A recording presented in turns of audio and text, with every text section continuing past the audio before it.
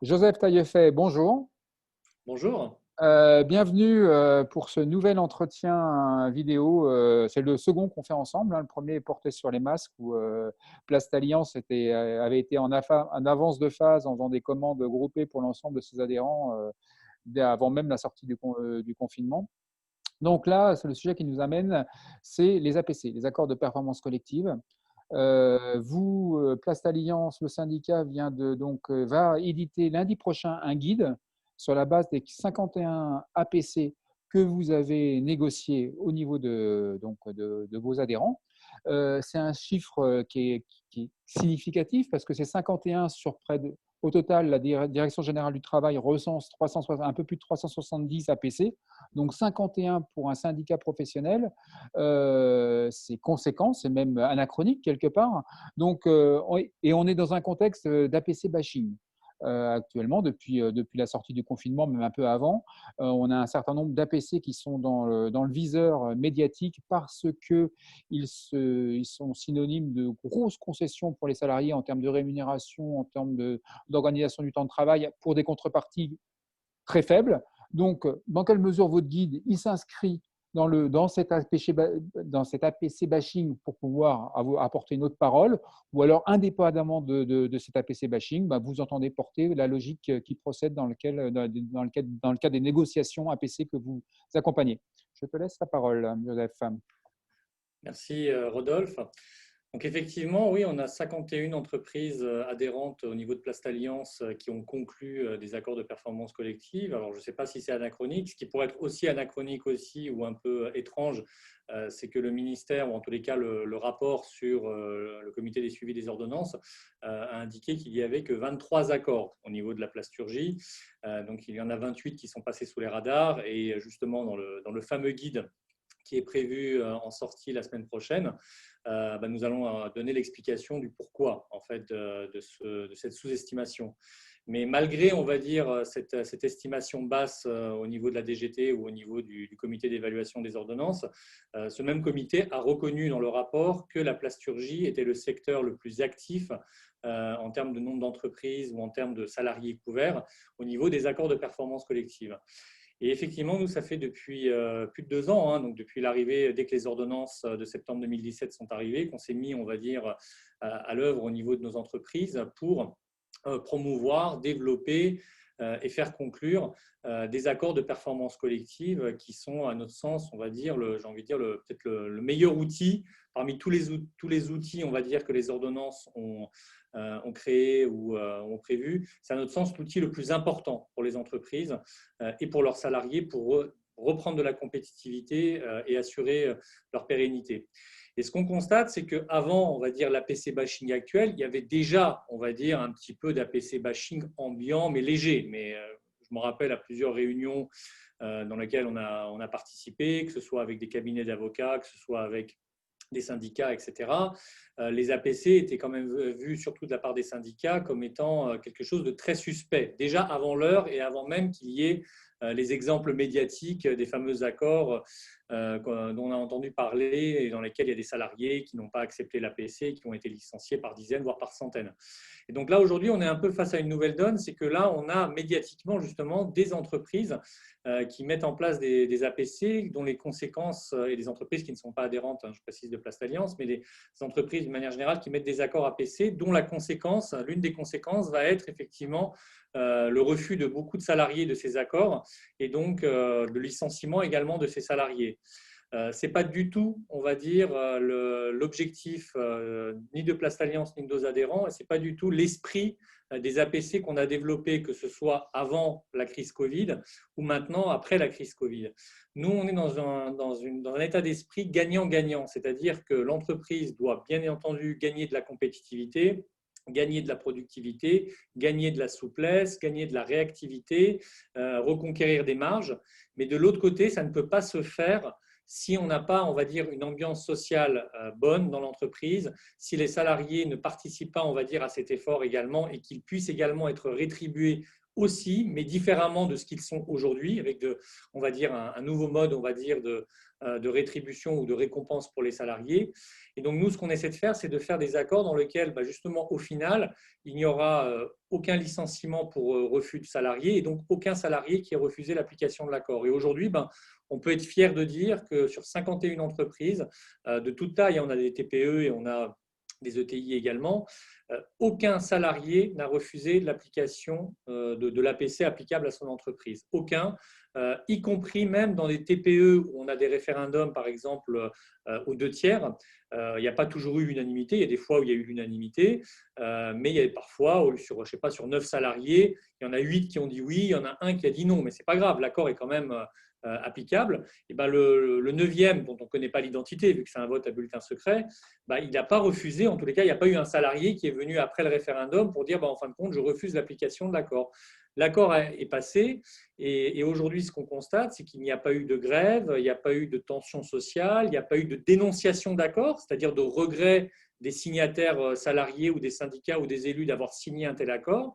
Il y a eu parfois des avenants de révision pour ajuster, on va dire, certains points, mais il n'y a jamais eu, on va dire, de contestation et de remise en cause des accords. Et ce qu'on constate aujourd'hui, et c'est ce que notre guide démontre en fin de compte avec quelques témoignages également d'entreprises, c'est qu'effectivement, l'APC a permis de faire passer la crise d'une bien meilleure manière.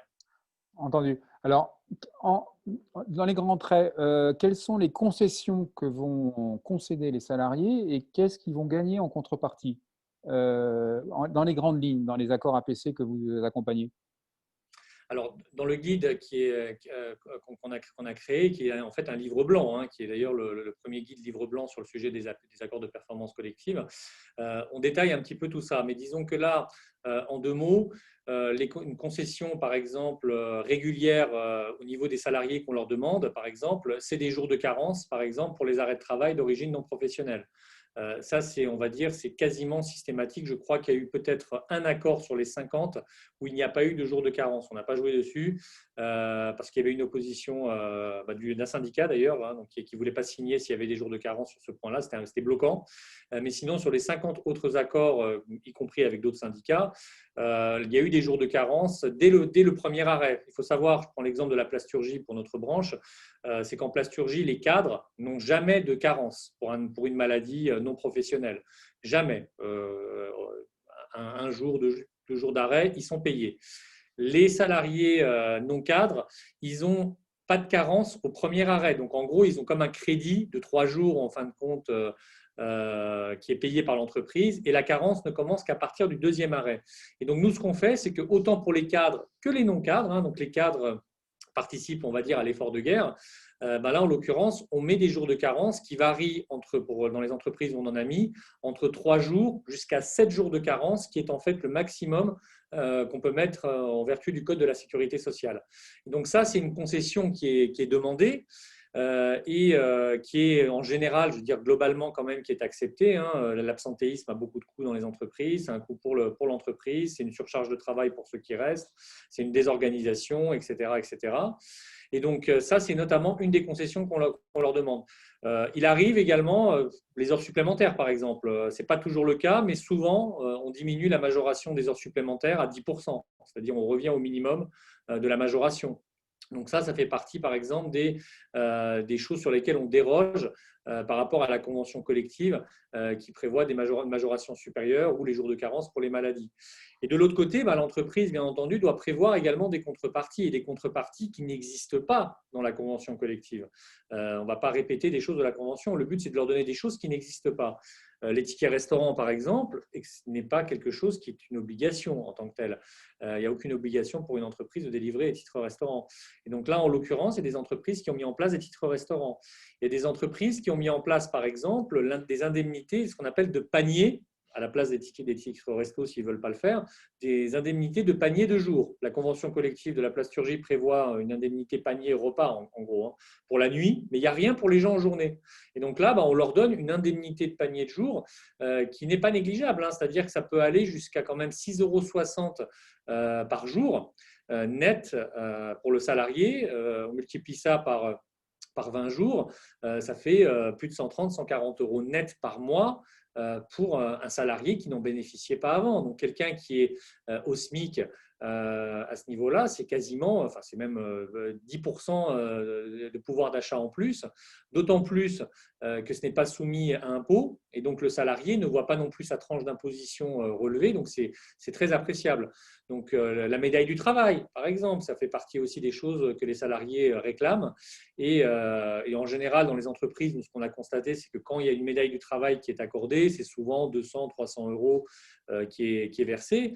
Mais comme on le rappelle dans notre guide, ben, on peut aller jusqu'à un mois de salaire de base, quel que soit le salaire de base d'ailleurs, hein, d'un cadre ou d'un ouvrier, net de cotisation. Donc là, en l'occurrence, on peut pousser jusqu'à un mois de salaire de base pour la médaille du travail. Donc c'est quelque chose qui est appréciable. Donc on essaye dans tous les cas de faire en sorte que les salariés, et ça c'est un point important, surtout la partie quand même production, ouvriers, employés, parce que c'est à eux auxquels on demande le plus d'efforts quand même, hein. Les heures supplémentaires, c'est quand même les ouvriers employés qui le font. En général, les cadres, souvent, sont au forfait jour. Ils ne sont pas concernés par les heures sup. Donc c'est à eux qu'on demande le plus d'efforts. Et donc de l'autre côté, beaucoup d'avantages sont également redirigés vers eux. Et ce qu'on souhaite, c'est qu'ils ne viennent pas dire qu'avant l'APC, ils touchaient 100 et qu'après l'APC, ils touchent 90. Le but, c'est qu'après l'APC, ils puissent toucher plus que 100. Et c'est ce qu'on arrive à faire en fait. Entendu. Alors, vous avez, je pense que votre guide va le présente, ça, vous avez une approche extra large en fait de l'APC qui dépasse même le champ même de l'APC avec la notion, vous mettez en avant la notion, on avait déjà eu l'occasion d'en parler, de convention d'entreprise. Donc, de socle social d'une PME ou d'une TPE. Dans quelle mesure ça se caractérise dans vos APC? Dans quelle mesure c'est potentiellement juridiquement pas forcément super sécurisé au regard des derniers retours des questions-réponses du ministère? Alors oui, et le ministère du Travail, preuve d'ailleurs de l'intérêt qui est porté aux accords de performance collective, hein, qui ça fait quand même depuis 2 ans qu'ils ont été, plus de 2 ans maintenant, même 3 ans d'ailleurs. On dit 2 ans, mais ça fait depuis septembre de 2017, hein, donc on va bientôt arriver à la mi-septembre, donc ça fera 3 ans même. Jusqu'à présent, il n'y avait pas eu de questions-réponses sur les accords de performance collective depuis 3 ans. Et donc là, pendant l'été, effectivement, le ministère a publié les questions-réponses et on trouve que c'est une bonne idée, effectivement, de faire un guide sur ce sujet-là par le ministère en tant que tel. Et preuve justement de l'intérêt qu'il y a et justement de l'augmentation du nombre des APC au fur et à mesure des mois et des semaines, même si c'est encore relativement limité. Sauf que les questions-réponses, ce sont que des questions-réponses, hein. On est encore dans l'histoire, et on le rappelle dans le guide, du droit souple, hein, du droit mou, dans lequel, questions-réponses en termes de valeur juridique, il y a toujours l'appréciation, on va dire, judiciaire qui est derrière, hein. Ça n'a pas force de loi en tant que telle. Et justement, sur ce fameux débat des APC extensifs ou des APC restreints uniquement et exclusivement, comme le dit le ministère, aux 3 thèmes, c'est-à-dire la rémunération, l'aménagement du temps de travail ou de la durée de travail ou la mobilité géographique et professionnelle. C'est un débat qui d'ailleurs avait commencé il y a déjà à peu près 2 ans et comme on le dit, il y a des partisans autant d'APC, on va dire, qui puissent traiter d'autres sujets, et dont nous, on en fait partie ouvertement, et d'autres qui disent non, on ne peut pas, il faut rester sur ces 3 thèmes. Nous, à notre sens, on est quand même dans la liberté de négociation, c'est-à-dire que l'APC permet justement de pouvoir suppléer à des clauses du contrat de travail sur la rémunération, sur le temps de travail, la mobilité, etc.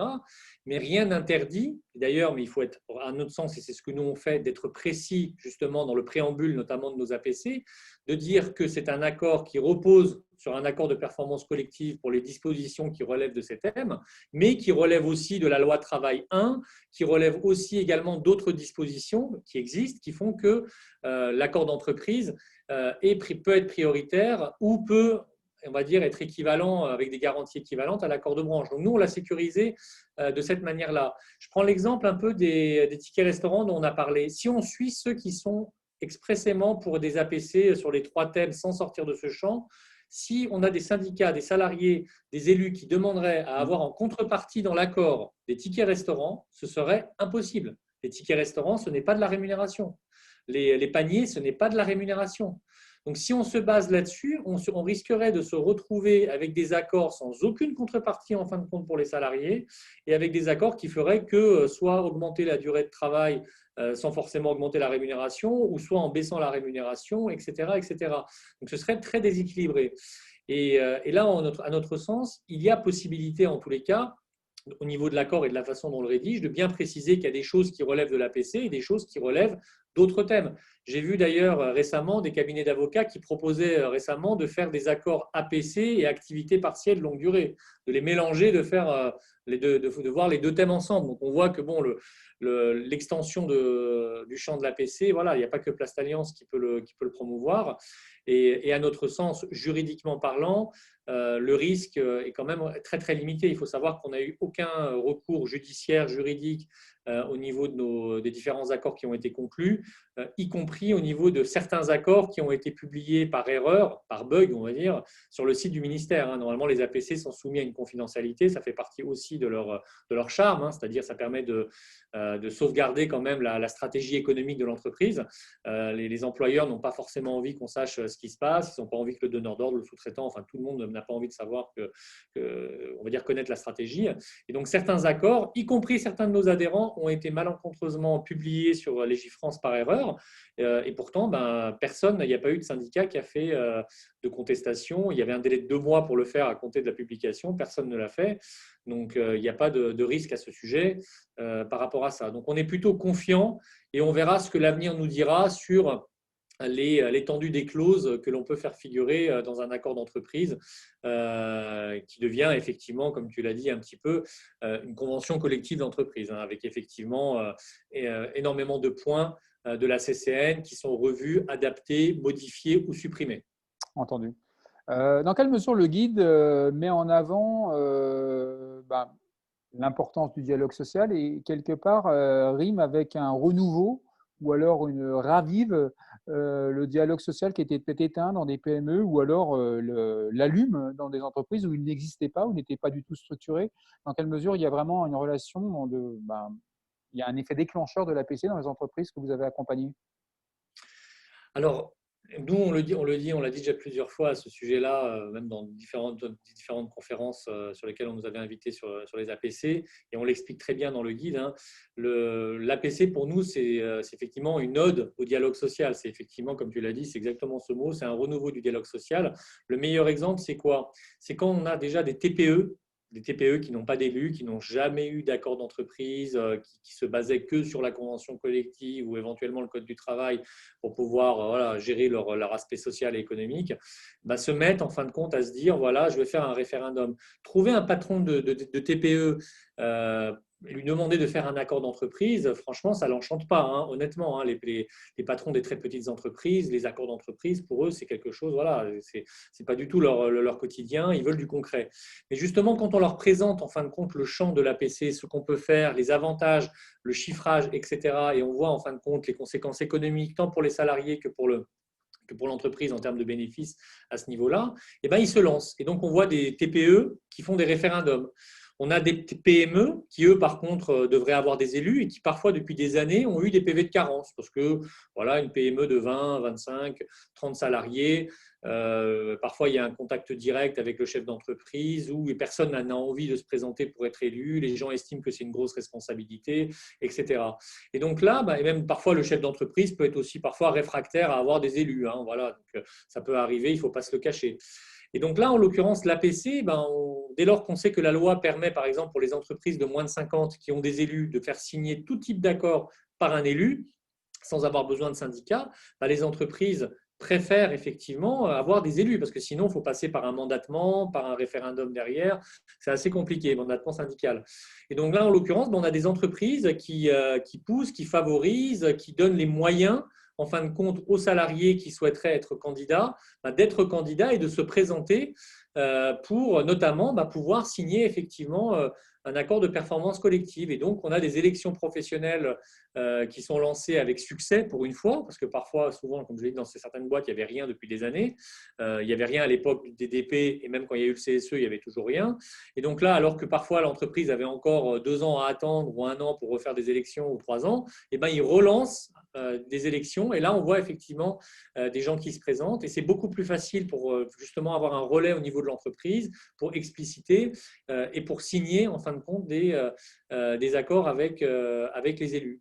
Donc, effectivement, ça stimule le dialogue social parce qu'on négocie sur quelque chose qui n'est pas une obligation. On n'est pas, même les entreprises de 50 salariés et plus, elles ont des obligations de négociation sur différents thèmes, mais l'APC n'est pas une obligation. Et donc là, on rentre effectivement de manière volontaire. Et c'est ça qui est important, c'est qu'on veut que l'entreprise soit volontaire, mais il faut également que le syndicat ou les élus ou les salariés, effectivement, aient une appétence à ce sujet-là. C'est pour ça que sur 52, même d'ailleurs, il faut prendre 52 entreprises sur lesquelles on a voulu déployer des APC.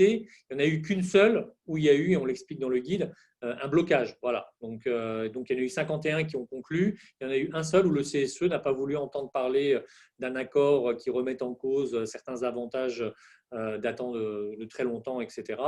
Et donc là, en l'occurrence, l'entreprise n'a pas poussé, n'a pas voulu passer en force. Il a dit, voilà, si on ne peut pas avoir un consensus avec l'élu, ça ne sert à rien de passer en force. Donc, on essaye toujours d'y aller par consensus.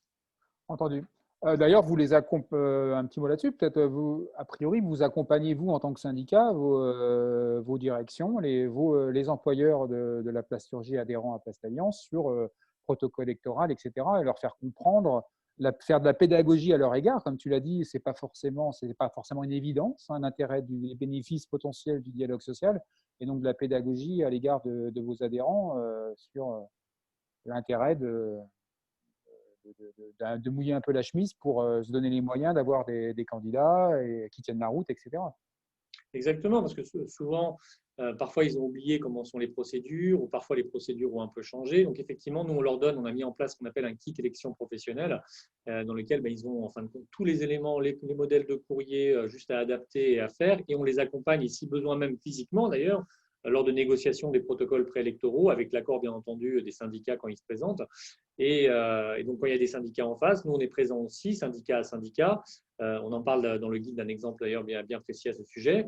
Et justement, que ce soit pour la place de l'élection et ensuite pour la conclusion de l'accord, et j'ai même envie de dire, d'une manière générale, pour tous leurs aspects effectivement sociaux, RH et juridiques, on fait effectivement notre minimum syndical, c'est ça, c'est-à-dire que c'est notre rôle d'être présent avec nos entreprises, de leur donner des moyens adaptés et personnalisés.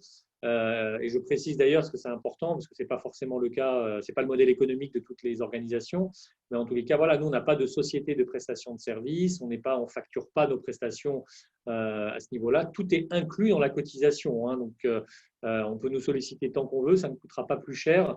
Et effectivement, on est là du protocole à l'élection, à l'accord, à ce sujet-là, oui, tout à fait. Et dans cet effort de pédagogie, dans quelle mesure vous leur rappelez, par exemple, que dans un APC, les élus ont un droit à expertise financé, ou du moins cofinancé à 80% par l'employeur?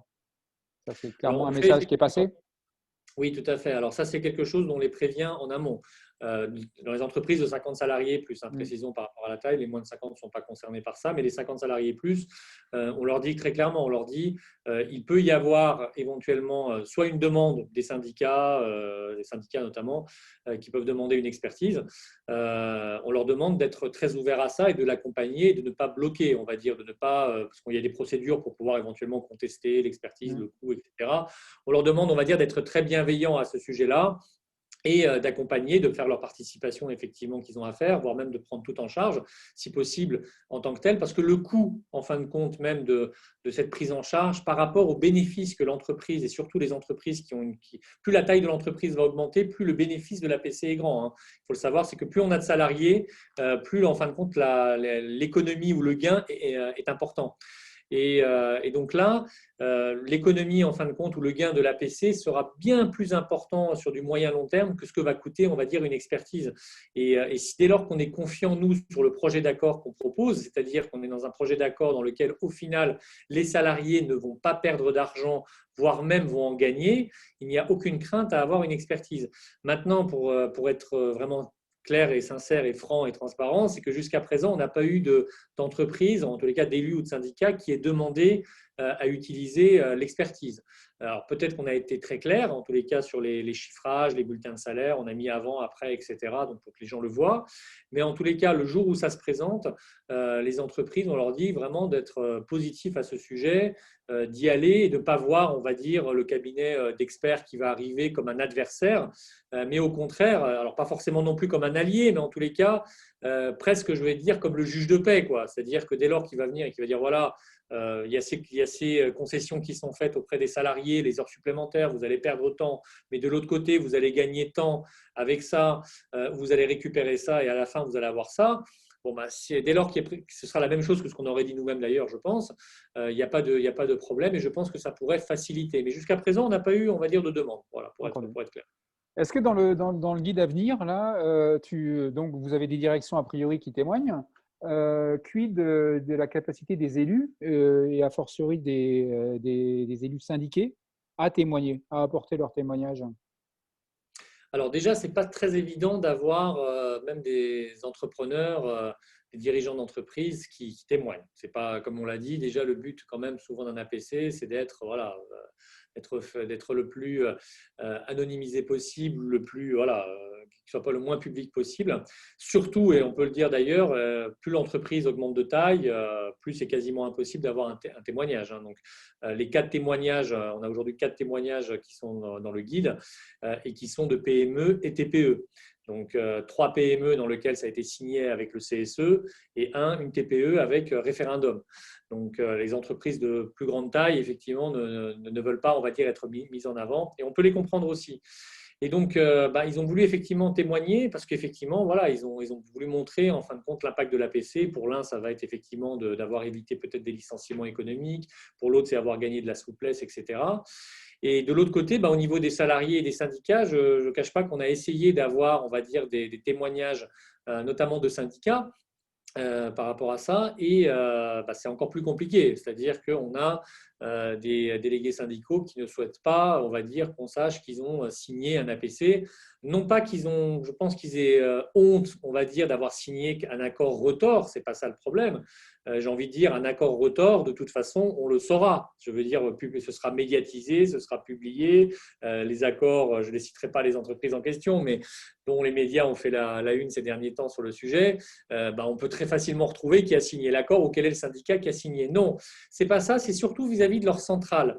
Quand on a par exemple un délégué syndical CGT ou un délégué syndical Force ouvrière dont la centrale dit qu'elle est contre les ordonnances Macron, voilà, ou contre les ordonnances de septembre 2017 et que l'APC c'est la bête à abattre et que il faut absolument pas signer ça, il y a un peu voilà, il y a un peu une complication et on voit qu'effectivement il y a une dichotomie entre la base et le sommet. Donc, c'est-à-dire qu'effectivement, ils sont peu à vouloir revendiquer la chose.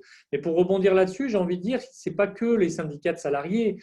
Très clairement, aujourd'hui, je ne sais pas si on doit être fier de ça ou pas, mais je me dis, ça nous désole plutôt de voir ça.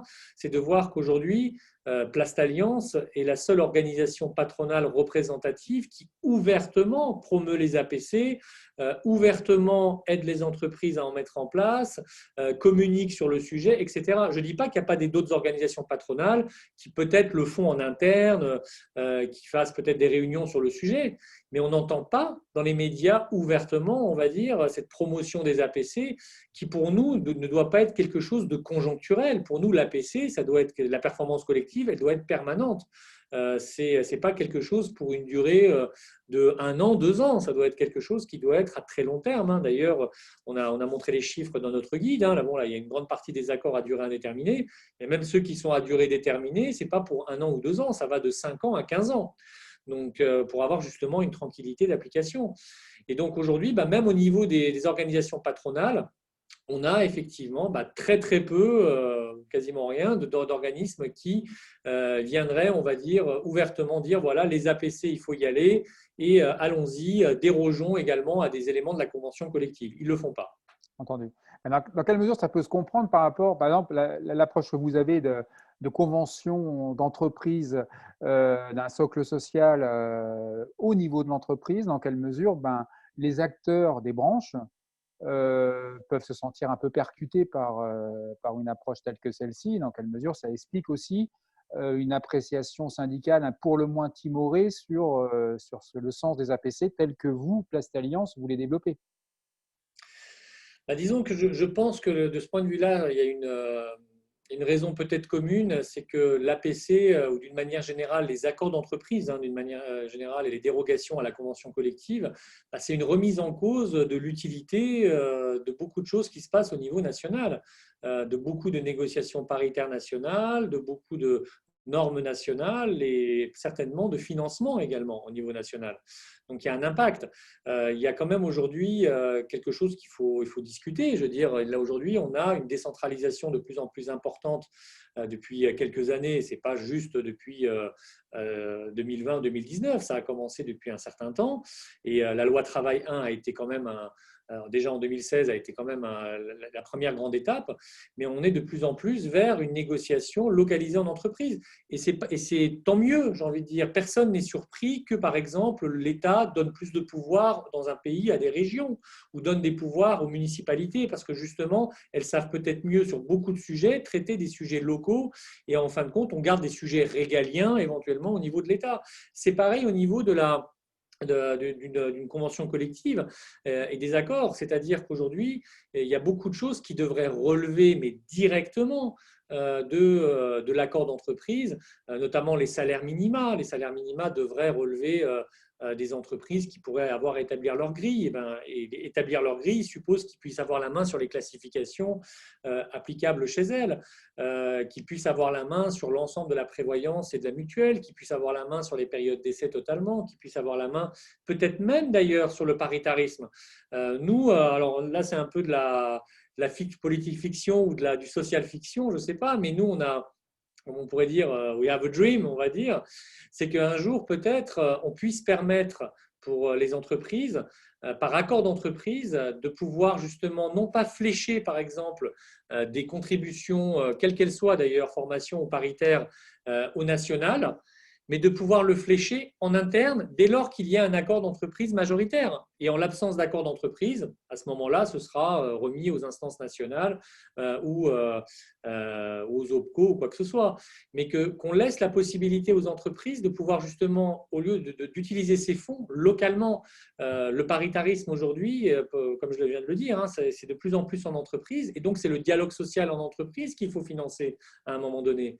Et aujourd'hui, on le voit un peu avec la crise du Covid, les CSE, les fonds paritaires d'ailleurs aussi, mais les CSE notamment aussi, vont prendre un sacré coup avec une baisse de la masse salariale qui ne va pas être négligeable en termes de fonds. Et donc, est-ce que ce ne serait peut-être pas une idée pour pouvoir justement un petit peu leur redonner un peu de peps et leur donner justement les pouvoirs d'agir par rapport à ça, pour éventuellement utiliser leurs moyens. On a parlé des expertises, mais pour ça, il faut aussi de l'argent quand même. Il y a une partie quand même, souvent c'est 20% du CSE qui doit le financer. Et bien justement, de rediriger soit des contributions conventionnelles, parce qu'en plasturgie, on a une contribution spéciale plasturgie qui est de 0,05% de la masse salariale, ce n'est pas négligeable, ça représente pas loin de 1 800 000 euros qui est prélevé tous les ans depuis quelques années. Et on a une contribution formation de 0,15% qui représente à peu près, je crois, parce que j'ai compris, 5 millions d'euros. Donc voilà, si on commence à faire l'addition et si on voit depuis combien d'années ça existe, si on avait mis, on va dire, si on avait laissé peut-être cet argent au niveau des entreprises, ça aurait été peut-être très positif, soit pour les CSE locaux ou pour les entreprises elles-mêmes. Et donc, il faudrait peut-être que le gouvernement ou les députés un petit peu réfléchissent à la possibilité de pouvoir, s'il y a un accord d'entreprise, je précise bien, donc ça demande quand même une négociation, de pouvoir justement ne pas verser les sommes au niveau national, mais de les verser localement et de les utiliser localement en entreprise. Et nous, on a remarqué que quand on fait ce genre de propositions d'idées à nos entreprises adhérentes, elles sont toutes partantes, quoi. Donc, et je ne pense pas que nos entreprises soient fondamentalement différentes des autres entreprises, on va dire, de la base, on va dire, des entreprises, quoi. Ça serait donc la fin de la mutualisation. Ça pourrait être une fin de mutualisation, oui, tout à fait. C'est aussi une responsabilisation aussi de chacun, c'est-à-dire que chacun est responsable effectivement de son propre compte. La mutualisation, ça peut avoir des effets positifs, mais ça peut avoir aussi des grands effets négatifs. Le meilleur exemple, alors je prends encore l'exemple de la plasturgie, mais c'est vrai qu'on a quand même beaucoup d'exemples à ce sujet-là. La prévoyance, voilà, il y a eu…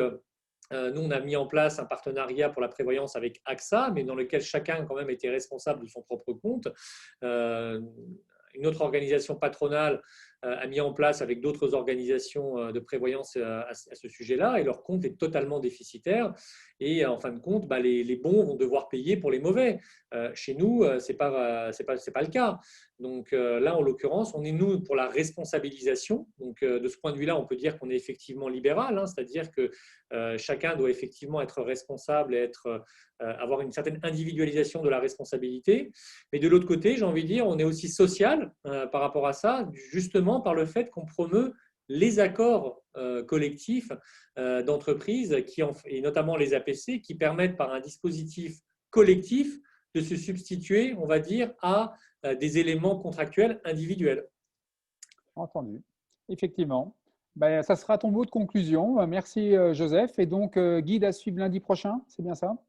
Tout à fait, il sera diffusé effectivement lundi prochain. Il fait une trentaine de pages et il sera mis, on va dire, à la disposition libre de tous celles et ceux qui souhaiteront le consulter ou l'utiliser.